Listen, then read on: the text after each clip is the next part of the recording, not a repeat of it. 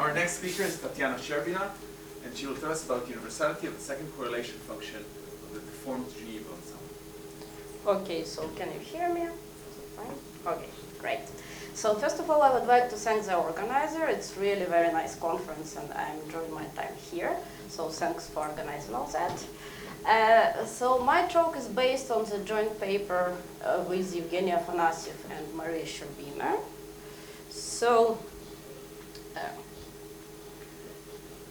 So I'm going to speak about non-Hermitian random matrices. So as Laszlo did yesterday, we will start with the most prominent and most simple example of such matrices is what is a Ginibre ensemble. So let me remind you that that is just matrix with IID Gaussian complex or real entries. So in my talk, I'm going to consider only complex case. So I'm not going to speak about the real case at all. So you may assume that when I say Ginibre, I always assume that it is complex Ginibre ensemble.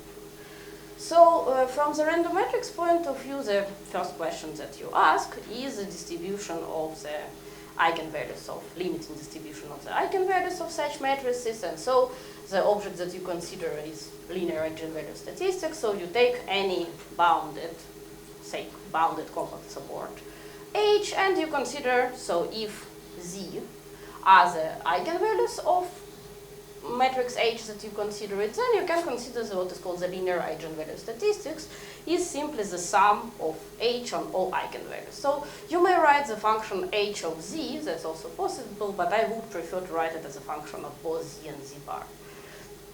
Okay, so the first result about the Ginibre ensemble that is, if you consider the limit in spectral distribution of such ensemble, that is a uniform measure on the unit disk, and we saw a nice picture in last talk how that looks like. So in particular, that means that if you consider the limit of normalized linear eigenvalue statistics, then it converges to the integral of this uniform distribution, so the measure is 1 over pi, on the unit disk of the function h. That is what is called the circular law. And it is known that it's true not only for Gaussian distribution, but basically for all distribution with a reasonable condition. So I will return to the result a little bit later, so then I'll give some references. So the next question that is natural, so that is what is called the global behavior of random matrix, of eigenvalues of random matrix, because you study them all together. So certainly you may also ask about, for example, central limit theorem for linear eigenvalue statistic and other global stuff. But the reasonable next question in the random matrix theory is the behavior of a few eigenvalues of this random matrix. And the question is the same. So if you take the few eigenvalues, so the finite number of eigenvalues, and consider their behavior, will this behavior depend on distribution? So suppose you consider IID a non-Hermitian random matrix, will it depend on distribution or not? So the answer is no, it does not depend. And the result can be formulated as follows. So let's define the k-point correlation function in the following way. So we take again smooth compactly support test function f.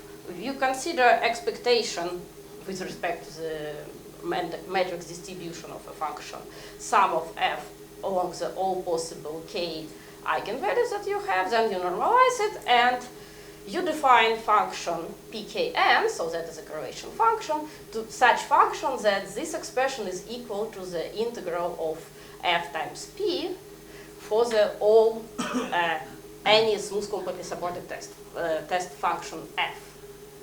Yeah. So now if you want to consider the behavior of just few eigenvalues, you certainly, so since the measure is uniform on a disk, if you want to consider the finitely many, so you take point inside the spectrum, you consider the ball, certainly the average number of eigenvalues you have there will be proportional to the area of this ball, so proportional to the radius square. So if you want it to be finite, times n. If you want it to be finite, you need the radius to be 1 over square root of n. So that is what's called the mean space distance between eigenvalues. And so if you want to consider the finite eigenvalues and the correlation function of these few eigenvalues, so fixed k, and then tend n to infinity, then all this W should be is 1 over square root of n neighborhood of a certain point z0 inside the unit disk, for example. Yes. So what we can say about the behavior of these eigenvalues?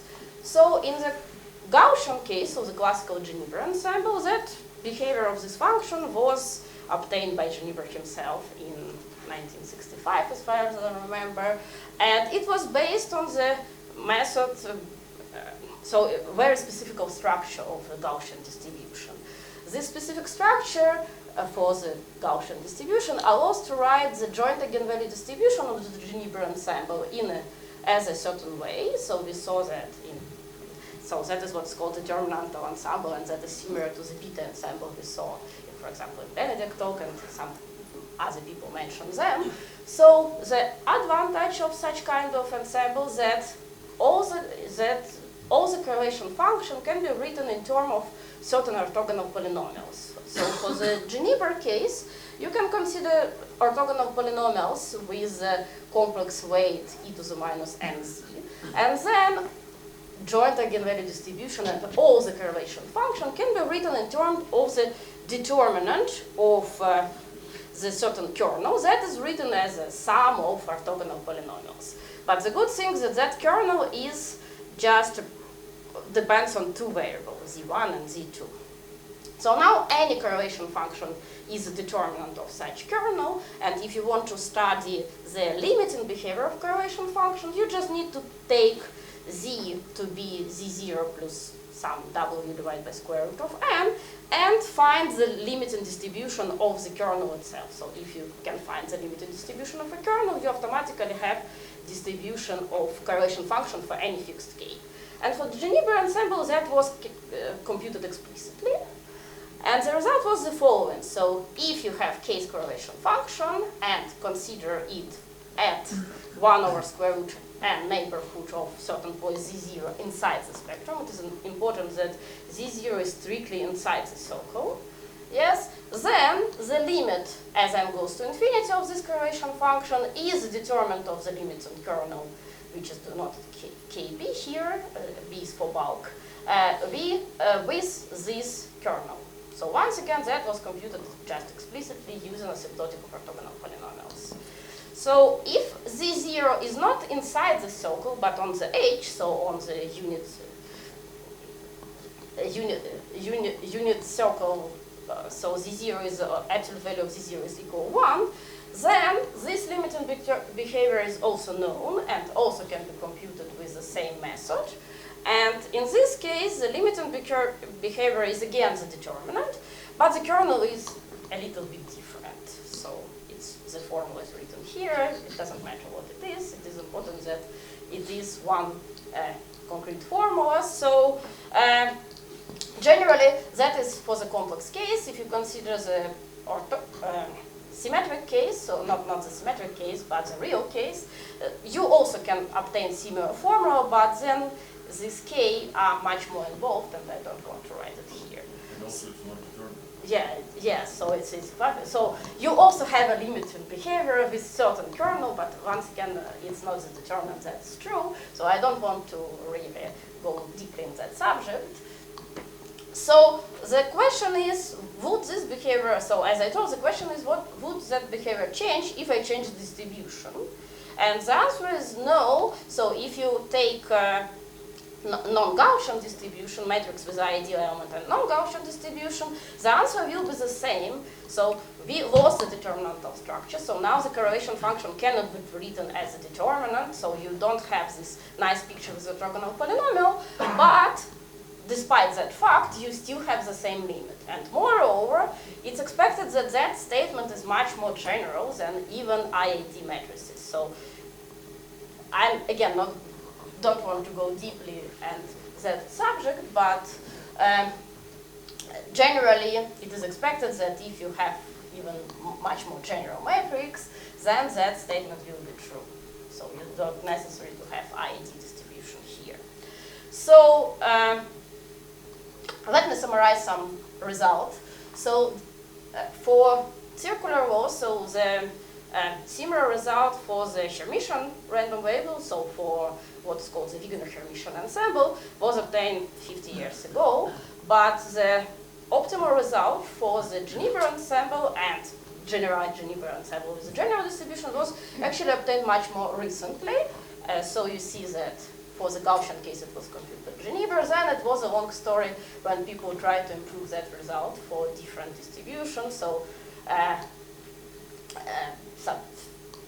And the final result was actually obtained only in 2010, and that was done with a two-moment condition. So that means that if your distribution of element has mean 0 and variance 1, you will get the circular loop. That is what's going on here. So even more complicated story is with universality, because again, for Gaussian case it was computed in 60s, both for the H and for the bulk, but the result for the IID matrices was obtained in 2015, but that was with the 4 Gaussian moments, so you need to have that your distribution should have the same 4 moments, first 4 moments as a Gaussian distribution. That was because the method was based on this 4-moment matching theorem, so that was really important thing here.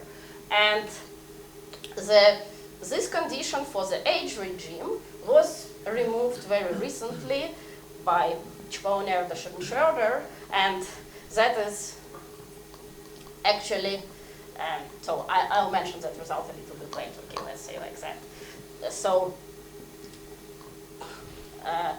But once again, for the bulk, that condition is still not removed, so we don't have the result without 4 Gaussian moments yet. Okay, so in this talk, what I'm going to consider is the deformed Ginibre ensemble. We all saw that in the last 4 talks, so I'm not going to talk much about why that ensemble is interesting and what's going on with it. So the only thing that I want to remind you is that, once again, so H0 here is the Ginibre matrix, and A is some general matrix. So in last 4 talk it was deterministic. In my talk, I want to consider it both deterministic or random, so it doesn't matter, but if it's random, it certainly should be independent of H0, that's the point. And I will discuss some condition on A we have a little bit later, so why I was interested in that ensemble, so like that. So certainly it has a lot of application in communication theory and many more practical application, but I was interested in that mainly because the study of that ensemble actually can help to prove in particular universality for IID non-Hermitian matrix and help to reduce the condition. So in particular, the study of the smallest eigenvalue of the matrix H0 minus Z, so you don't take A, you take A to be, or you take it, but you take it to be a constant matrix minus Z. And then you can study the least singular value and the optimal singular bound on these random variables, least singular value near the boundary of the spectrum was one of the important steps towards removing the condition for the H regime. If it is possible to do the same thing in the bulk, so to prove universality in the general case, then it will can help potentially to remove the condition for general bulk universality. So let me now say what kind of condition on A we need. So again, the conditions are rather technical, and they are all connected with, so the circular law, so the behavior of eigenvalues for this matrix is not so simple, so it is done, but describing the spectrum is not a very simple task. So in order to have a nice spectrum, you need to ask some condition on A. So what we ask is the following condition. So the first one is just that norms of A should be bounded, and in case of random A, that should be bounded with a high probability. That's one thing. And the second condition that we ask is that if you consider the singular value of A minus Z, so A is a deformation matrix, yes, so you consider singular value of A minus Z star, so the eigenvalue of this matrix, and A certainly is matrix dependent on N, so you consider the empirical spectral distribution of this matrix A minus Z star, and you want it to converge to some limit in measuring U. With this condition, it is known, it was proved by Tao and Wu and Krishnapura in 2010, that the matrix H then have a limit in spectral distribution. And if you make some other conditions, that is too technical to describe in this talk, then you can guarantee that that spectrum is actually nice. So you don't have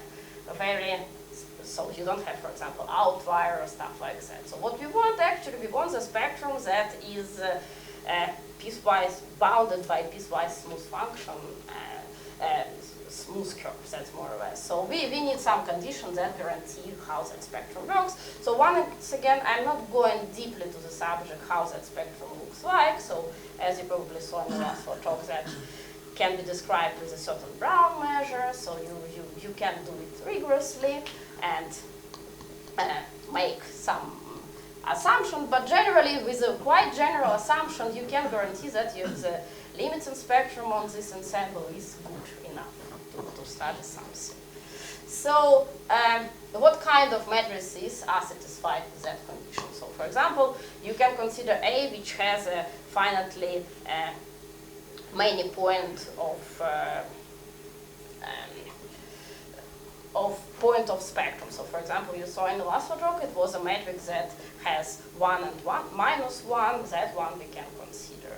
We can consider also the diagonal matrix that has a limit in distribution, which again is good enough. So you just consider the diagonal matrix and you want the limits in distribution of eigenvalues to be good enough, and in particular have some life deviation type bound. You also can take any non-Hermitian matrix with IID entries, not necessarily Gaussian, so that is fine because it has a good spectrum. You also can take, so if you wish, you can add any kind of classical random ensemble which is symmetric. So all kind of standard matrix that you may want to add, you can add. So that's more or less So yes, so what I want to summarize, what I want to say is that yes, we have some conditions, but they are not very restrictive. So they are quite technical, but they are not very restrictive actually. Okay, so now I can formulate the main result. So the main result is that if that condition on the matrix of deformation A are satisfied, then in the bulk of the spectrum, which means that so again, I don't want to define the bulk formally, so let me say that if we agreed that we consider A such that limited distribution of H plus A is just some domains which is bounded by the piecewise smooth function, so if I take the point inside that domain, that is what I call the bulk here. So it's more or less, so I want it to be in the open set that is bounded by these curves. So if we do that and consider points in the 1 over square root of n neighborhood inside that, then the limit in distribution of second correlation function after proper normalization will be the same as for Ginibre ensemble, so that is exactly this one. Here, this rho n is a density at the point z0. So when I formulated universality for Ginibre ensemble, this density was actually 1 over pi, so I don't have this pi rho n because it was just 1. But for general case, certainly rho n is not necessarily 1 over pi, so I have to normalize it properly. And that is what we will get. So that is the result. So now let me talk a little bit about the method. So how we can access correlation function for such non-Hermitian complicated object. So again, as this was mentioned in the last talk, the main approach that mathematicians use to that goes back to Girkov's paper, and it's based on the formula that if you have a function v, then you can represent it as a Laplacian as the integral of the logarithmic. And so if you consider, instead of h, you consider the h minus z star, then, for example, if you consider n, so linear eigenvalue statistics, then it can be written in the following way like that. So remember that linear eigenvalue statistics is just sum of all eigenvalues of hz of I. So you can write it as an integral, and then you can just integrate by parts, and if h is completely supported, you don't have problems. So then you just have this one. And you see that linear eigenvalue statistics is actually can be described by this log of determinant of x of z. And what is the advantage of that? That x of z is a Hermitian matrix. So random matrix theory possesses quite a lot of techniques that allows to study the Hermitian matrix. So the question about non-Hermitian matrix can be reduced to question about this Hermitian matrix. That is well enough studied. That is the idea. So in particular, so if you want to take the average of that one, then again you can just use the formula. You can just take Laplace back to the expectation, and you get this formula. And if you remember how I define the correlation function, it was like that.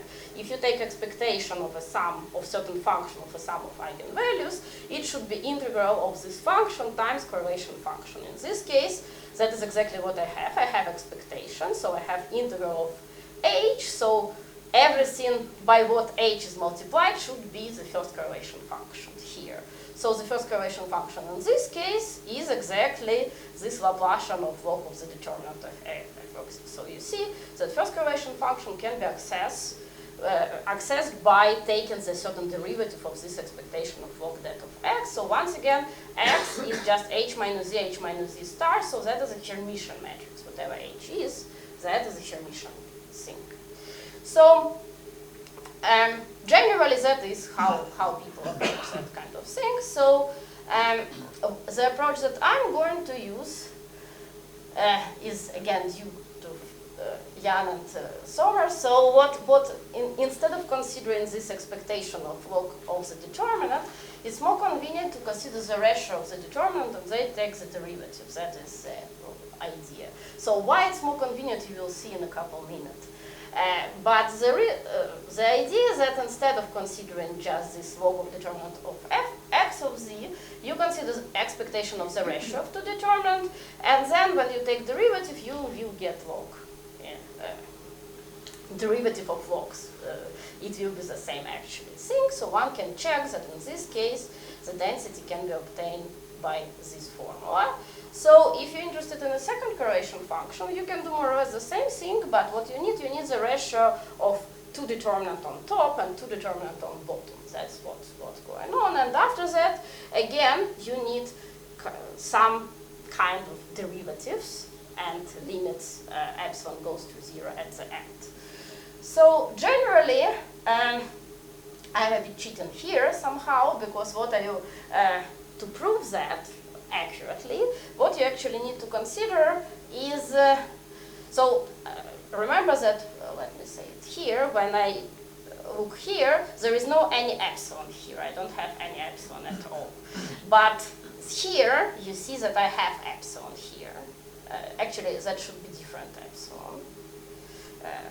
Anyway, so you have, and what I actually need to prove that when I add an epsilon, I didn't spoil anything, because generally that is not as trivial, because somehow when we speak about x of z, it's about singular values. When we speak about the whole matrix, it's eigenvalues. That's a little bit different story. So again, I don't want to go in much details. What I want to say is that actually, if you want the log of the determinant, what you actually need, you need to integrate the imaginary part of the Green's function on epsilon. So Green function here is of that matrix that I denoted hz.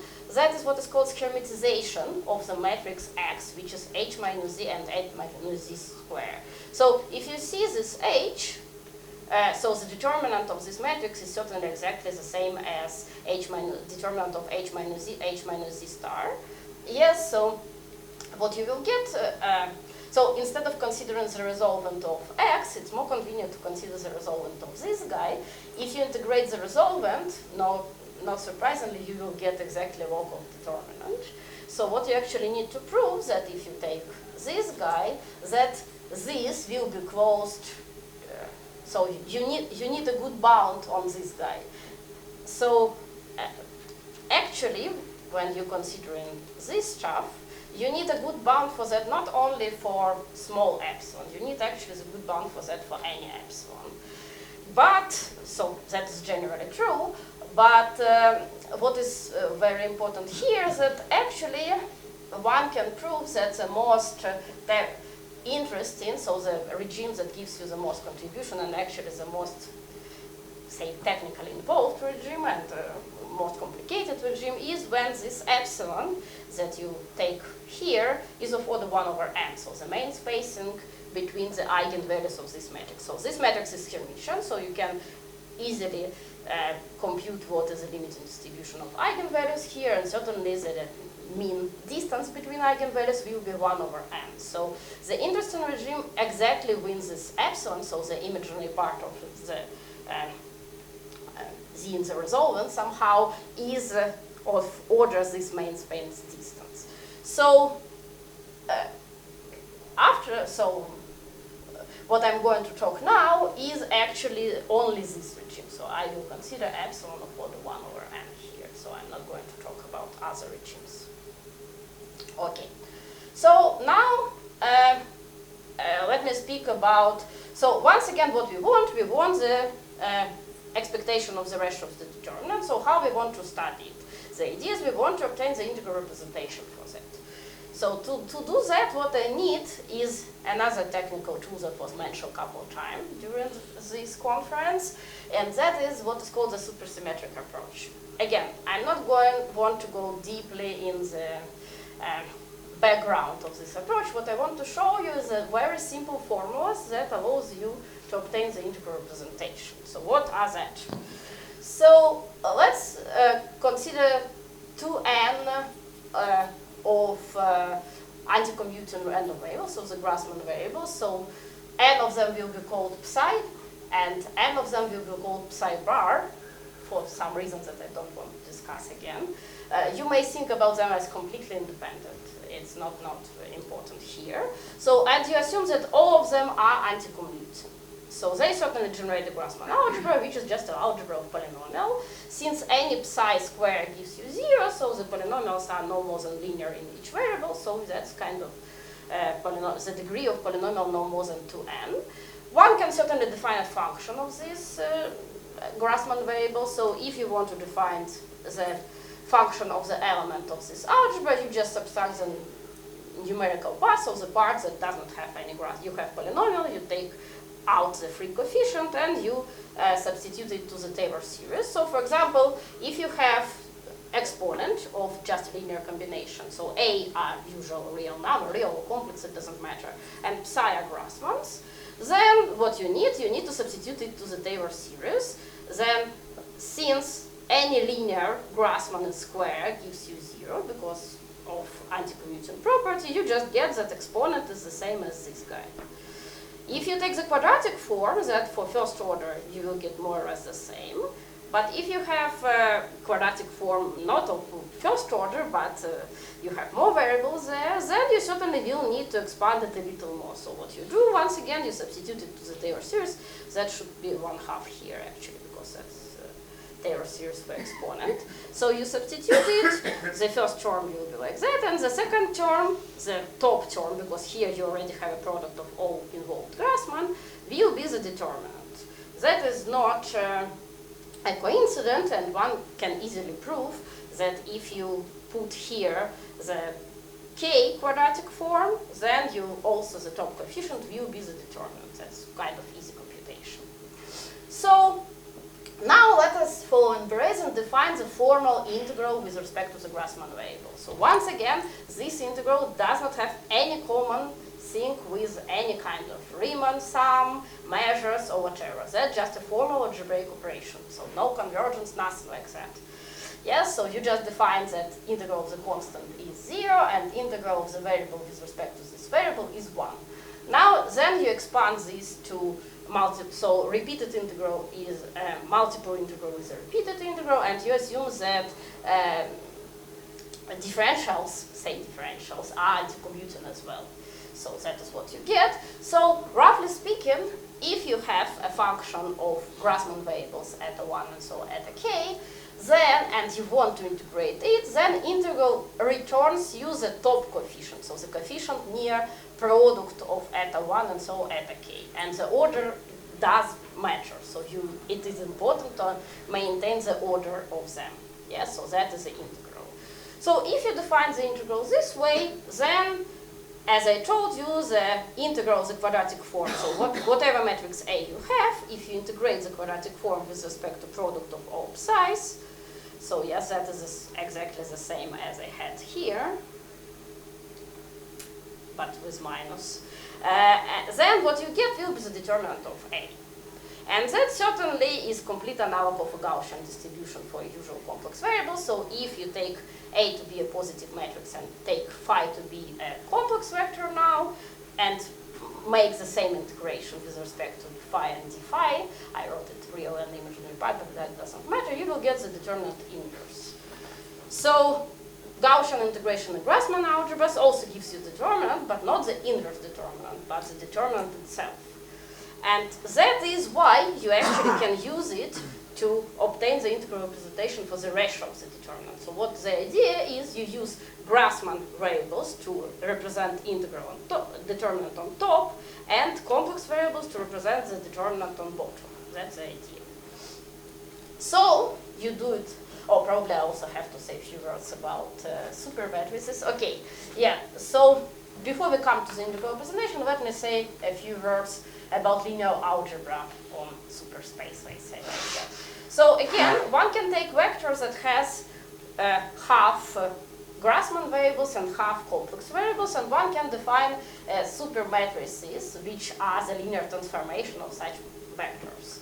So here you actually need to be a little bit more accurate what you mean by complex variables here, because actually when you apply transformation, you see that you can get not only complex variables, but you can have an even product of Grassmanns. And even products of Grassmanns are commuting variables, so you may think about them as about usual numbers, say like that, real, complex, whatever you prefer.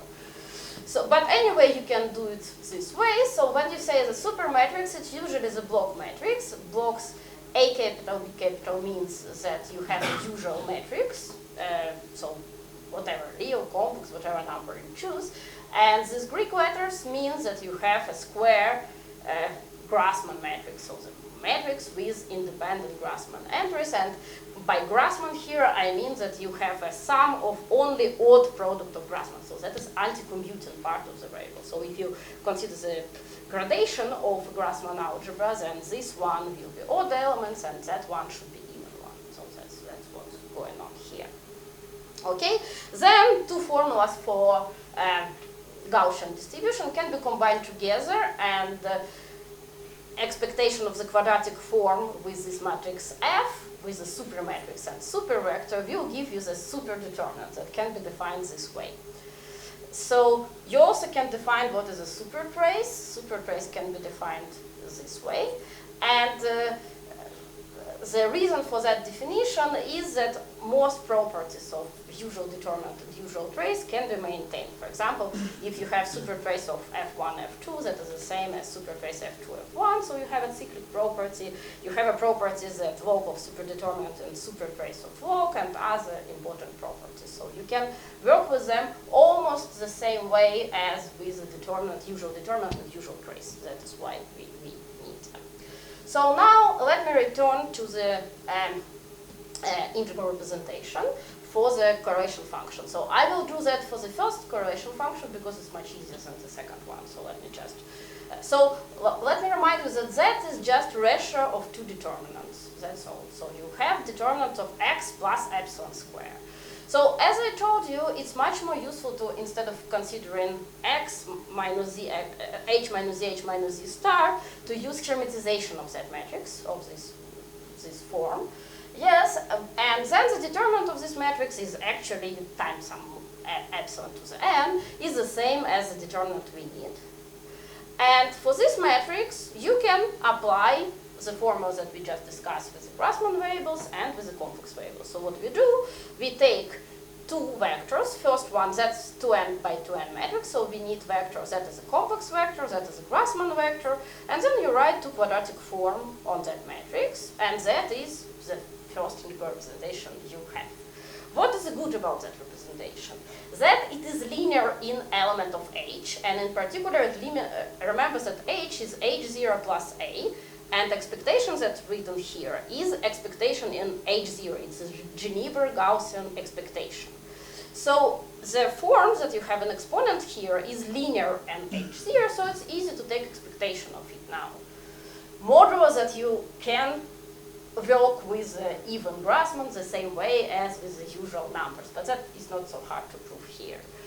So what you're doing now, okay, you have this linear form, so you take expectation in h0, and then you will get a certain formula that looks like that. So it's long, yes, that's true, but I'm not going to discuss much of that formula, so just what I want to say is that now it is a certain expression of this vector psi, phi, and so on. So generally that is integral representation of Z1 without expectation anymore. So in principle you can analyze just that one. But as you can see, that is not very useful representation because you have quite a lot of variables, yes? So all these psi and phi are big vectors, so you have number of n variables.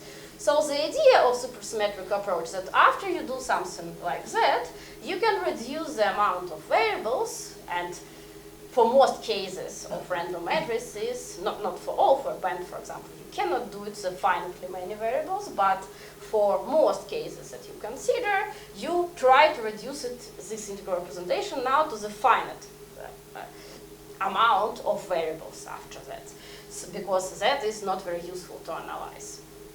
So again, there is a standard technique how you can use that, few of them. So what is the difficult with this representation? So again, so if we speak about the first correlation function, then the case that was considered, so it's not like we only consider the supersymmetry for that kind of problem, and in particular the results that I mentioned about Erdős and Schroeder was also the first one with optimal bound for the smallest eigenvalue was obtained with using supersymmetry, but they consider the case when A was 0, so in their case this kind of formulas was depend only on the scalar product of psi, so there wasn't, so here you see I have this A psi psi, so quadratic form that involves A. But if A is 0, that's just the scalar product of psi psi. And in this case, it becomes much easier because in this case, you can directly apply the formula, which is called the superpositionization formula, which is actually analog of polar going to the polar coordinates, say like that. So if everything depends only on scalar product of vector, then you can go to the polar coordinate, and so all these psi psi phi phi are some kind of radius, so you can integrate angles all, and what you get will be the function of radius. And since you have only 4 scalar products, you have 4 variables. That is more or less what's going on. Unfortunately, in our case, we cannot do it like that, because we don't have everything that depends only on scalar product because of this A here. So we need to do something else. Again, what is the idea? You want to integrate out all this psi and phi in general. We know that what we can integrate, this is exponent with a quadratic form. But unfortunately, that integral is not a quadratic because of the quadratic term here and here. Yeah, so the idea is get rid of this quadratic term and integrate out all this psi and phi. So what you will get, so for psi variables, so for the Grassmann variables, that is easy. That can be done by the standard Hubbard-Stratonovich transformation. So you take some auxiliary variables u and u bar, write this integral as this one, and now this is quadratic and psi, so you can integrate it. The problem with phi, that if you try to do that way, then integral in phi that you will get will be divergent. So mathematically you cannot do it this way. gives you divergent integral. So what you need to do, you need to apply another standard trick. So what you need to do, you need to apply what the Fourier transform method. So what is that? So what you do is you fix the radius and consider the function in a radius. So you also go into polar coordinate in phi, you fix the radius and consider integral over the angles.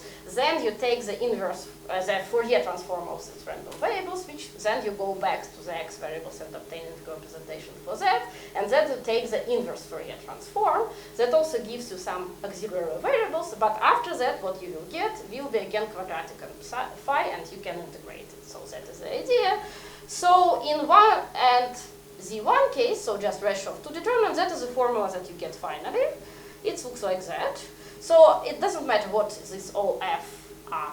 What we will get will be this function. So you see, u is a complex variable, so it's two real variables. T are real, and R1, R2 are positive real. So you have 6 variables, and then you can try to analyze this function. So again, if you're familiar with the saddle point approach, you see that that is exactly what saddle approach is used for. You have a big parameter n in the exponent, you have some pre-exponent, and you want to analyze large n limits. That is exactly it. So the problem here is that actually all these variables are connected to each other, so it's not like independent integrals that you can do for saddle point analysis in one variable. So all these contours are quite complicated. They are some connected with each other, so it's, do not think that it's easy to analyze that because it's have just 6 variables, but one can do that. And in particular, we was able to repeat the same results that I mentioned by Ernst and Schroeder with a equals 0 for this case. So what we can do with this formula, we can prove that if we take, so again, that as was mentioned in the last talk, when z is in the bulk of the spectrum, there is a classical bound that was obtained. So the idea was, can we improve that bound if z is near the h of the spectrum? So if z is close to the boundary of the spectrum, would this bound to be better? And the answer is yes, then the bound can be improved. So if z in the bulk of the spectrum, you have n minus square here, but if so, the singular value is of order 1 over n. But if you near the h of the spectrum, then it is better, so you have n minus quarter here. So that is the difference. Okay, but I'm not going to talk about that result. I just want to show you that that formula can be applied to obtain something useful. So what will be if you get Z2? Certainly everything will be much more complicated and the formula looks terrible, but the good thing, you don't need to look on that formula much. What you need about that formula is this n to the 12 here and the number of variables you have here. What are the function? And that is a huge supermatrix, so you don't need. I just wrote it to be precise, but you don't really need that. So once again, whatever function here you have, you should see the structure. You have n, so big parameter n times certain function. You have some pre-exponent, and what are the variables here? In this case, you cannot get rid of the Grassmann directly, so what you will get will be, you have positive matrices lambda, R and R2. You have two Hermitian matrices T and S. You have unitary group U, and this one are 2 by 2 independent Grassmann matrices. So what you will have, you see, it's 16 independent Grassmann. So this 16 independent Grassmann you still have there, and that's what you have.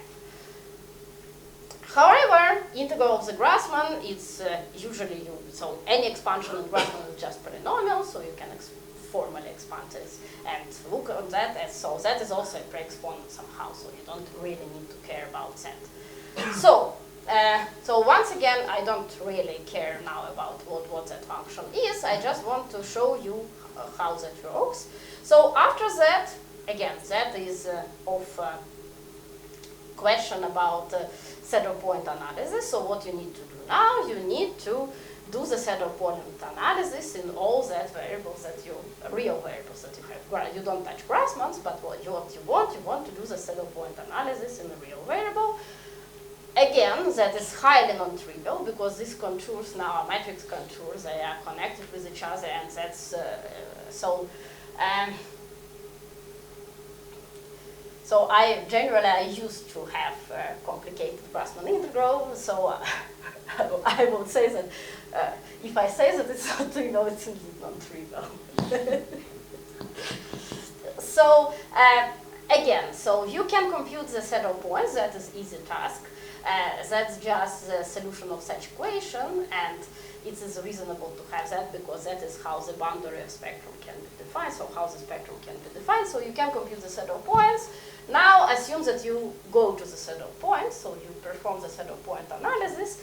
Then what you will get will be this function. Again, I don't want you to be very interested in that. What you should be interested in that is what is left here, and especially to this power n to the 4 here. So now what you have is the following. You still have lambda t and s, that is lambda is positive Hermitian, t and s is the usual Hermitian matrices, and you still have all the Grassmanns, but now you don't have big parameter in the exponent. So that is somehow the answer that you get after you go to the neighborhood of the set of points, say like that. So again, if you're familiar with the set of point, you know that if you have n to the 4 near the exponent and you expect to obtain the finite answer, that means that you need to expand the pre-exponent you have up to certain order. If you have n to the 4, each order gives you 1 over square root of n. So if you want n to the 4, that means that you have the 8th order. You have 16 Grassmanns. If you try to do it by hand, you certainly get lost in a moment. Because that's terrible to do so. It is impossible. So I don't know, probably something possible, but I can't do that, say like that. So instead of doing that, we did it in a different way, and that is somehow the idea that we apply here. It was the following. So in order to get rid of that, we make a change on half of the Grassmann. We multiply them by square root of n, and the feature of the Grassmann variables, and if you multiply them by square root of n, then the Jacobian is the opposite. It's 1 over square root of n. So in the usual variables, you multiply by square root of n, so the Jacobian is just square root of n. In the Grassmann, it is the opposite.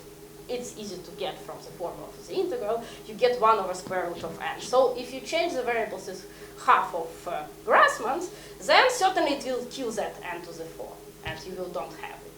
But instead, you certainly will get square root of n somewhere here in this L that you have. That is your price. You have to pay it. And so at first glance, it does not very good. So, okay, you do something that should not be very different from what you have previously. Now you have to expand everything with the square root of n to get the same order that you get, that it was previously. So what we did after that, we drew a series of change of variables. Some of them involve the shifting in Grassmann variables that kills the square root of n and exponent. So the idea is the following, that if you have integral in real variables like that, and you add some Grassmann polynomial, just shift them by Grassmann polynomial, then it will be the same integral as a usual shift if your function has a good decay at infinity. So changing in the Grassmann variables usually requires to have some boundary terms, but if on a boundary you have a 0 term, then you're okay. So what you're doing, you do some clever change of variables such that this term will be, the square root of n will be just killed. And that's not one change of, probably you can do it one change of variables, but we do it as a series change of variables that finally give you the function. And finally, what you can do, you can take, so z is the ratio of two determinant on top, two determinant on bottom.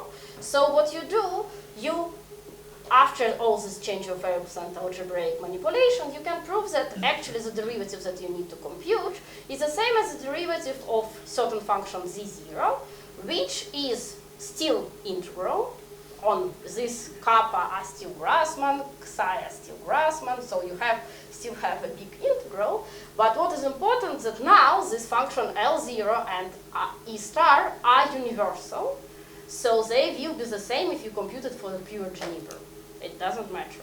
So the only difference that is in these two parameters, k star and square root of n times zeta. So k star is a parameter that depends on a, that you have it here. Yes, so because certainly that should depend on a, you have this deformation a. But the function L0 itself is the same as what you get for pure Ginibre if you compute that with just 0. So what is the difference for the Ginibre? That this k star that we have, it will be square root of 1 minus absolute value of z squared, z0, where z0 is the point in the box that you take. And now we use the following thing. So, okay, the parameter k star is different, but we still can prove that it's smaller than 1. And for Ginibre, we know that for any z in the box, so for any such parameter k star, we know that. And for any zeta, we also know that. So that is multiplied by rho, but we normalize zeta by rho, so it will be just, so remember that zeta is just deviation of z0. So all the parameter you have is z0 plus zeta divided by square root of n. That's roughly speaking what we have. So once again, for Ginibre, we know that whatever k smaller than 1 we have and whatever z we have, we know the limit, and we know that the derivative of this limit are that what we need to have. Here, we have a different parameter, but so it does not the same parameter for z, that should be z0 here. So it's not the same parameters that we have for Ginibre, but it corresponds to some other z0 for other Ginibre ensemble. Yes, and so whatever function we have here, it is the limit of that is the same as for Ginibre with some z0 which is smaller than 1, and that is how we can get the universality. Although probably evaluated will be explicitly with. Probably yes, but so we expect that it can be evaluated, but currently so the integrals that we get is still too complicated to see that. So we expect that it should be evaluated somehow, but currently we at least know that it is universal because we know that it is universal for Ginibre. So that is what we did. Okay, so I'll stop here. So thank you very much.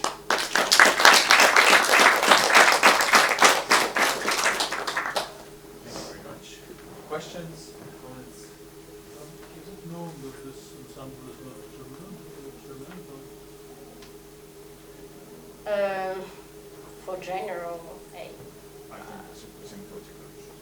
Yeah, Not in asymptotically should. It's known that it's not. It's known that it's not. It's you cannot diagonalize A in this case, so it's yes.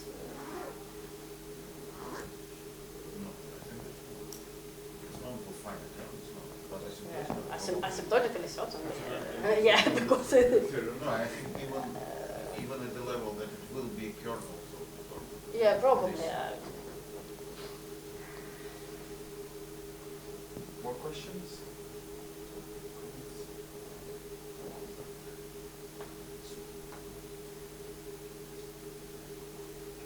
Well, if not, let's thank Tatyana again.